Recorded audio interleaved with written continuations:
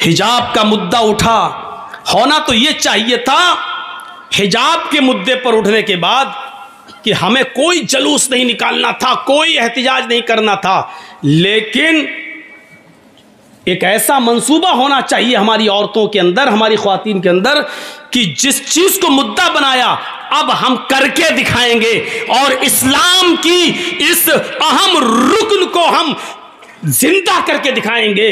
तो जितनी बेपर्दा घूम रही थी उन सबको पर्दे में आ जाना चाहिए।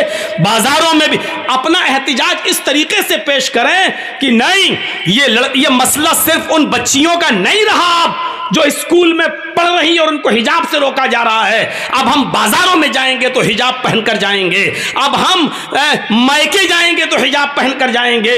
होना यह चाहिए था कि अब उसको अपनी आन से और अपनी शान से और अपने मजहब के से जोड़कर देखना चाहिए था हमारी मां बहन बेटियों को। लेकिन जलूस निकाल देने से तो हम उन्हीं का काम कर रहे हैं। उनको तो यही हथियार चाहिए जो हम उनके हाथ में दे देते हैं कि लो साहब, वो अपने मकसद में कामयाब हो जाते हैं। होना यह चाहिए था, हो ये रहा है। चलेगा, 10 मार्च के बाद सब ठंडा हो जाएगा, फिर उस इलाके में चलेगा जहां फिर इलेक्शन का दौर होगा। ये चीजें चलती रहेंगी, लेकिन इसमें कोई शक नहीं है कि औरत पर पर्दा फर्ज है, नहीं आ सकती हैं। कुरान करीम जनाबे मोहम्मद रसूलुल्लाह सल्लल्लाहु अलैहि वसल्लम की बीवियों को भी हुक्म देता है। सुनिए, कुरान नबी की बीवियों को भी हुक्म देता है, या निसा अन्नबी लस्तुन्ना का अहदिम मिनन निसाई नित्तक़ैतुन्ना फला तग़ज़ाना बिलक़ौल फ़यतमअल्लज़ी फ़ी क़ल्बिही मरज़ वला तबर्रजन तबर्रुजल जाहिलियतिल ऊला। कुरान नबी की बीवियों से कहता है, आए नबी की बीवियों, या निसान नबी, आए नबी की औरतों, आए नबी की बीवियों। उसमें खदीजा भी शामिल है, अगरचे वो इस दुनिया में नहीं है। आयशा भी हैं, सौदा भी हैं, ज़ैनब बिन्ते जहश भी हैं, उम्मे सलमा भी हैं, उम्मे हबीबा भी हैं। नबी अकरम की सारी बीवियां शामिल हैं। और कुरान नबी की बीवियों से, अल्लाह नबी की बीवियों को हुक्म दे रहा है, आए नबी की बीवियों, आए नबी की औरतों, आए नबी की वाइफ्स, आए नबी की बीवियों, तुम आम औरतों की तरह नहीं हो, तुम और दुनियावी औरतों की तरह नहीं हो। या निसा अन्नबी लस्तुन्ना का हदिम मिनन निसा, तुम दुनिया की और औरतों की मिसल नहीं हो, उनकी तरह नहीं हो। इन इत्तक़ैतुन्ना, अगर तुम अल्लाह से डरती हो तो, अगर तुम अल्लाह वाली हो तो, अगर अल्लाह का खौफ तुम्हारे अंदर है तो तुम और औरतों की तरह नहीं हो। फला तग़ज़ाना बिलक़ौल, आए नबी की बीवियों, अगर तुम्हारे पास कोई आ जाए और तुमसे गुफ्तगू करने लगे तो तुम मां हो सबकी, इसलिए आए नबी की बीवियों, जब तुमसे कोई आदमी बात करना चाहे, गुफ्तगू करना चाहे, तो तुम उनसे गुफ्तगू कर सकती हो, बातचीत कर सकती हो, लेकिन बातचीत करते हुए तुम्हारा लहजा नर्म नहीं होना चाहिए। फला तग़ज़ाना बिलक़ौल, तुम्हारी बातचीत में नरमी नहीं होनी चाहिए, तुम्हारी बात में मिठास नहीं होनी चाहिए। जब तुम किसी से गुफ्तगू करो तो तुम्हारी आवाज में सुरीलापन, मीठापन नहीं होना चाहिए, बल्कि मामूली सख्ती होनी चाहिए, लहजे के अंदर थोड़ा कड़कपन होना चाहिए। अगर तुम नरमी से बात करोगी, अगर तुम स्वीट बनकर, सॉफ्ट होकर तुम किसी से गुफ्तगू करोगी, फ़यतमअल्लज़ी फ़ी क़ल्बिही मरज़, तो जिन मर्दों के दिलों में बीमारी है, इश्क का भूत और प्यार का भूत बहुत जल्दी उन पर चढ़ता है। फ़यतमअल्लज़ी फ़ी क़ल्बिही मरज़, जिनके दिलों में बीमारी है, वो तुम्हारे सॉफ्ट आवाज से, वो तुम्हारी नर्म मुलायम लहजे से तरह तरह के ख्यालात अपने दिल में पाल लेगा, तरह तरह के विचार अपने दिमाग में रख लेगा, अपने माइंड में ले आएगा। आए नबी की बीवियों, जब तुम किसी से बात करो तो तुम्हारी आवाज में नरमी नहीं नहीं होनी चाहिए। फयतमल्लज़ी फी क़ल्बिही मरज़, वरना बीमार दिल वाले तुम्हारी सॉफ्ट से, तुम्हारे नर्म लहजे से वो अपने दिमाग में, अपने माइंड में गलत ख्यालात पैदा कर लेंगे। यानी शायद ये सोच लें, होता ना किसी ने जी हाँ, हंस के मुस्कुरा के थोड़ी सी बात कर लें तो अब बार बार फोन होता है, रॉन्ग नंबर लग गया। अबे हमको पढ़ा रहे हो?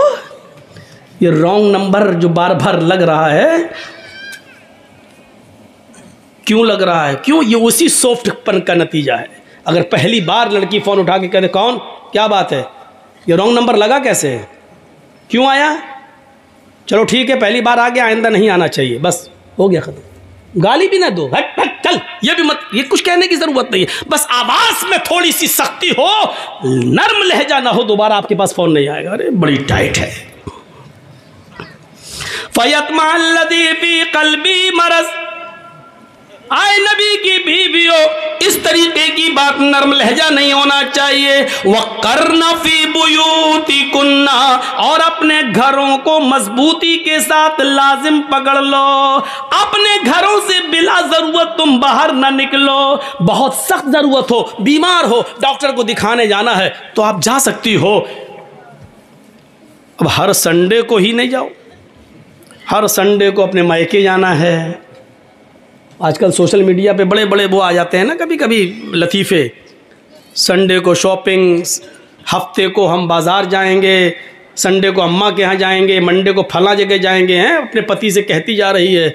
पति ने सब सुन लिया, फिर कहने लगा जी हाँ जुमे को मैं मस्जिद जाऊँगा। बीवी बोली वो क्यों? कहा भीख मांगने। जब 6 दिन तुम्हारे साथ इतनी जगह जाऊँगा तो फिर अब रह क्या गया, 7वां दिन अब है तो अब मस्जिद चला जाऊँगा, कटोरा लेके भीख मांगूंगा। 6 दिन का हिसाब तुमने जुड़ा दिया, 1 दिन का हमने जुड़ा दिया, अब रह क्या गया, जुमा बच्चा तो हम मस्जिद में चले जाते। हकीकत है कि इतने दिनों में तो हो ही गया। अजीब हालात हैं। हमारी माँ बहनों को एक तो अपनी ज़बान पर लगाम देना होगा, बोलती बहुत है, कचर कचर कचर कचर कचर, रुक नहीं सकती। शायद आपने सुना होगा कि आम के पेड़ के नीचे 2 औरतें बातें कर रही थीं, अचानक एक आम टूट के गिरा तो एक औरत दूसरी से कहने लगी अरे ये ऊपर से कैसे गिर गया। दूसरी कुछ बताने ही वाली थी कि आम खुद बोल बैठा, तुम दोनों की बातें सुनकर मैं पक गया इसलिए गिर गया। तुम दोनों की चेचे में सुन सुनकर मैं पक गया इसलिए गिर गया। पकने के बाद ही आम गिरता है कि मैं पक गया और गिर गया। तो इतना भी कचर कचर नहीं हो कि दूसरा आदमी पक जाए और बोल पड़े। तो एक तो अपनी आवाज पर कंट्रोल करना होगा और एक इस चीज पर कंट्रोल करना होगा, वला वक़र्न फ़ी बुयूतिकुन्ना, अपने घरों को लाजिम पकड़ लो, मजबूती के साथ पकड़ लो। वला तबर्रजन तबर्रुजल जाहिलियतिल ऊला, और आए नबी की बीवियों ज़माने जाहिलियत का बनाओ सिंगार करके बाहर न निकला करो, बेहुदा कपड़े पहनकर नहीं, ज़माने जाहिलियत का फैशन करके घर से बाहर मत निकलो। वला तबर्रजन तबर्रुजल जाहिलियतिल ऊला, कत्ल हो जाए और अल्लाह मुझे जन्नत में जाने का हुक्म नाफिज फरमाए। औरतों का जज्बा देखो, औरतें आती हैं और इजाजत मांग रही हैं, लेकिन अल्लाह के नबी सल्लल्लाहु अलैहि वसल्लम फरमाते हैं औरतों तुम्हें जंग में जिहाद की इजाजत नहीं दी जाएगी, तुम अपने घरों में रहकर अपने शौहरों की खिदमत करो, अपने बच्चों को पाल पोस कर बड़ा करो, तुम्हें वही सवाब दिया जाएगा जो इन मर्दों को, इन सहाबा को जिहाद का दिया जा रहा है। अंदाजा लगाइए औरतें कभी किसी मैदान में पीछे नहीं रही हैं। कहां हैं औरतें पीछे? कभी नजर डाल के देखो इस्लामी तारीख पर, औरतें कभी पीछे नहीं रही हैं, किसी भी मैदान में पीछे नहीं रही हैं। उस औरत को देखो, उस औरत को देखो जो अपने छोटे छोटे बच्चों से कहती है, एक बच्चे की उम्र 7 साल और एक बच्चे की उम्र 9 साल, कहती है मेरे बेटो ये जो सामने खड़ा है ये अबू जाल है, ये तुम्हारे नबी जनाब मोहम्मद रसूलुल्लाह को गालियां देता है। गौर करो कि वो दोनों बच्चे एक ऊंचे टीले पे चढ़ जाते हैं और एक बच्चा तलवार लेकर पीछे खड़ा हो जाता है। एक का नाम है मुआज और एक का नाम है मुअव्विस। एक की उम्र है 7 साल और एक की उम्र है 9 साल। एक बच्चा पहाड़ी पे चढ़ा है, एक बच्चा तलवार पीछे छिपाए हुए खड़ा है जमीन पर। जैसे अबू जहल घोड़ा दौड़ाते हुए आता है, ऊपर वाले बच्चे ने देखा कि बिल्कुल करीब आ गया है, बास की तरह झपटा ऊपर से छलांग लगाता है और अबू जहल के घोड़े पर गिरकर अबू जहल को नीचे गिरा देता है। जैसे अबू जहल को नीचे गिराता है, 9 साल का बच्चा उसकी गर्दन पर तलवार मारता है और अबू जहल की गर्दन को काट देता है। मेरे भाइयों, पूरी गर्दन अलग नहीं करता है और पेट पर वार करता है, गर्दन पे तलवार चलाता है। अबू जहल बिल्कुल मरने के करीब है। मुआज कहता है कि अबू जहल को मैंने कत्ल किया, मुअव्विस कहता है कि इसको मैंने मारा। वहां चंद साहबा खड़े थे, कह रहे हैं कि क्यों लड़ते हो, तुमने कूद कर इसको गिराया, इसने तलवार चलाई, अगर तुमने न गिराया होता तो ये कैसे मारता, लिहाजा तुम दोनों ने इसके मारने में मदद की है, लिहाजा तुम दोनों ने मारा है। क्यों लड़ते हो भाई भाई, आपस में क्यों लड़ते हो? अफरा तेरी किस्मत का क्या कहना, अफरा तेरी किस्मत का क्या कहना, अफरा तेरी किस्मत का क्या कहना। तूने बच्चे भी पैदा किए तो इतने बहादुर कि जब तक कयामत ना आ जाए बच्चों की बहादुरी को लोग सलाम करते रहेंगे। गौर कीजिए, ये इन बहादुर बच्चों को जन्म देने वाली एक औरत थी। मां एक, बाप दो। एक बाप से एक बच्चा पैदा हुआ, बाप का इंतकाल हो गया, मां ने इद्दत गुजारी, फिर दूसरी शादी की, दूसरे बाप से दूसरा बच्चा पैदा हुआ। लेकिन इन दोनों भाइयों की मोहब्बत देखो, एक की उम्र 7, एक की उम्र 9 साल। अफरा तेरी किस्मत का क्या कहना, तूने बच्चे भी जने तो इतने बहादुर। अबू जहल कुरैश के सरदार का कत्ल किया तो उमर ने नहीं किया, हमजा ने नहीं किया, अली ने नहीं किया, इन बहादुरों के हाथों नहीं मारा गया। मारा भी गया अबू जहल तो इन छोटे छोटे मासूम बच्चों के हाथों। इसलिए मरते वक्त वो कह रहा था, मेरी बदकिस्मती कितनी है, मेरी बदकिस्मती देखो, मैं कुरैश का जितना बहादुर सरदार हूं, मारा भी जा रहा हूं तो इन छोटे छोटे मासूम बच्चों के हाथों। मोहम्मद ने इन बच्चों को इतना बहादुर बना दिया तो जवानों का हाल क्या होगा। मेरे भाइयों, इन बहादुर बच्चों को जन्म देने वाली भी एक औरत थी। औरत के कारनामों को कभी भुलाया नहीं जा सकता है। ये वही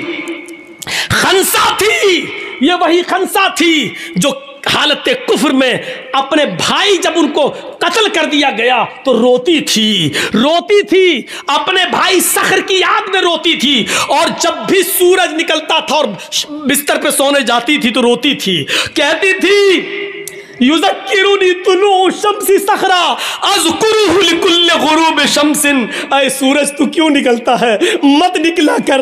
ऐ सूरज तू पूरब से क्यों निकलता है, ईस्ट से क्यों चमकता है, मत निकला कर। जब तू निकलता है तो मुझे मेरे भाई सखर की याद आ जाती है। ऐ रात तू क्यों आती है, ऐ सूरज तू क्यों छिप जाता है, ऐ रात तू क्यों आती है। जब भी तू आती है तो मुझे मेरे भाई सखर की याद आती है। गौर करो, जो औरत अपने दोनों भाइयों की याद में रोती हो और इतना रोती हो कि हर सुबह ये कहती हो, ऐ सूरज तू क्यों निकलता है, मेरे भाई की याद दिला देता है। और रात में सोती है बिस्तर पे तो कहती है, रात तू क्यों आती है, मुझे मेरे भाई सखर की याद आती है। जो काफिर थी अभी अपने भाइयों की मौत नहीं भूल पाई, लेकिन जब सन 8 हिजरी में मुसलमान होती है, इस्लाम लाती है, और उसके 8 साल के बाद 16 हिजरी में जब जंग होती है कादसिया, तो उसमें अपने चारों बेटों को भेजती है, कहती है कि उमर के इस्लाम का झंडा नीचे नहीं आने पाए। आए मेरे बेटों, जिस तरीके से तुम्हारी माँ एक है, उसी तरीके से तुम्हारा बाप भी एक है। अल्लाह की कसम, मैंने तुम्हारे बाप की अमानत में खयानत नहीं की है, यानी मैंने किसी दूसरे मर्द का चेहरा नहीं देखा है। आए मेरे बेटों, इस दुनिया में नहीं तो जन्नत में हम तुम्हारा इंतजार करेंगे। झंडा नीचे नहीं गिरना चाहिए। चारों बेटों को मैदान जंग में भेज दिया और एक एक करके चारों बेटे कादसिया की जंग में शहीद कर दिए गए। एक शख्स आता है और कहता है, आए खंसा, तेरे चारों बेटे मैदान जंग में कत्ल कर दिए गए, शहीद कर दिए गए। वही चारों बेटे कहते कि बुढ़ापे में बेटे ही सहारा होते और आसरा होते हैं। इन चारों बेटों बेटों को के इंतकाल की और उनकी शहादत की खबर सुनती है, जो अपने भाई की मौत को नहीं भुला सकी हालत कुफ्र में, जो अपने भाइयों की मौत को रोजाना याद करती थी, लेकिन आज जब वो 4 बेटों की शहादत की खबर सुनती है तो आसमान पे नजरें डालती है और कहती है अल्हम्दुलिल्लाहिल्लज़ी शर्रफनी बिक़त्लिहिम। तमाम तारीफें उस अल्लाह के लिए है जिसने मुझे मेरे बेटों की शहादत से मुझे सरफराज किया है, मुझे मेरे बेटों की शहादत से मुझे खुश किया है। अपने 4 बेटों की बहादुरी की मौत पर, उनकी शहादत पर हंसती है, मुस्कुराती है। इन बच्चों की शहादत पर खुश होने वाली भी एक औरत है। अगर औरत शैतान का जाल है, जब वो मर्दों के लिए फितना बन जाए तो शैतान का जाल है, लेकिन जब वो औरत अपने बच्चों के अंदर ऐसी बहादुरी और जुर्रत पैदा कर दे तो एक शेरनी है, वो बहादुर है, ईमान की दौलत उसके अंदर आ जाती है। तो मेरे भाइयों, ये एक औरत ही है जिसने अपने बेटों की शहादत पर फख्र महसूस किया है। इन बहादुर बच्चों को पैदा करने वाली भी एक औरत है। उस औरत को देखो, दीनारिया, जिसका बाप मैदान जंग में कत्ल कर दिया गया, जिसका भाई भी है ओहद के मैदान में शहीद कर दिया गया, जिसका बेटा, बाप, भाई सब मैदान जंग में और शौहर मैदान जंग में कत्ल कर दिए गए। एक एक आता गया और कहता गया, तेरा बाप मैदान जंग में कत्ल हो गया, तेरा भाई मैदान जंग में कत्ल हो गया, तेरा बेटा मैदान जंग में कत्ल हो गया, और लास्ट में कहा कि तेरा शौहर भी मैदान जंग में कत्ल हो गया। चीख कर कहती है कि मुझे मेरे शौहर के बारे में मत बताओ, मुझे ये बताओ कि आयशा का शौहर कैसा है, मुझे ये बताओ, मुझे मेरे बाप के बारे में मत बताओ, मुझे ये बताओ कि फातिमा का बाप कैसा है। जब 4 शहादतें हो गई तो नजरें आसमान पर डाल के कहती है, इलाहुल आलमीन, जो कुछ था तेरी राह में कुर्बान कर दिया, कल जब तू इनको जन्नत में दाखिल करे तो मैंने भी बहुत कुछ खोया है, अल्लाह इनके साथ मुझे भी जन्नत दे देना, क्योंकि मैंने भी बहुत कुछ खोया है। अपने शौहर, अपने बाप, अपने भाई और बेटे, इनकी शहादत पर घबराती नहीं है और ये कह रही है कि मोहम्मद सल्लल्लाहु अलैहि वसल्लम कैसे हैं। जवाब दिया, अल्हम्दुलिल्लाह, उनको कुछ नहीं हुआ। कर नहीं, मुझे चल के दिखा, जब मेरे बाप को कुछ नहीं, मेरा बाप शहीद, मेरा बेटा शहीद, मेरा भाई शहीद, मेरा शौहर शहीद, और तू कह रहा नबी को कुछ नहीं हुआ, मुझे शक्ल दिखा। उस नौजवान ने कहा, माँ आ मेरे घोड़े पर बैठ। उसने घोड़े पे बिठाया, खेमे पे ले गया और उसने पर्दा हटाया, देख मोहम्मद रसूलुल्लाह ठीक है। उसने उस चांद से चेहरे को देखा, जिस चेहरे को देखकर कभी हसन इब्न साबित ने कहा था, वो अहसना मिनका लम तरा कत्तु ऐनी व अजमला मिनका लम तलिद निसा। ऐसा खूबसूरत बेटा, ऐसा हसीन बेटा, वो अहसना मिनका लम तरा कत्तु ऐनी, मेरी आंखों ने आपसे ज्यादा हसीन किसी को देखा ही नहीं, और ऐसा खूबसूरत बेटा मैं आज तक दुनिया की किसी औरत ने पैदा ही नहीं किया जैसे मोहम्मद है। उस चेहरे को देखकर कभी हसन ने कहा था, उस चेहरे पे नजर पड़ती है, बाप का गम भूल गई, बेटे का गम भूल गई, भाई का गम भूल गई, पति का गम भूल गई, और चीख कर कहती है, कुल्लु मुसीबतिन बादका जलल, कुल्लु मुसीबतिन बादका जलल, कुल्लु मुसीबतिन बादका जलल।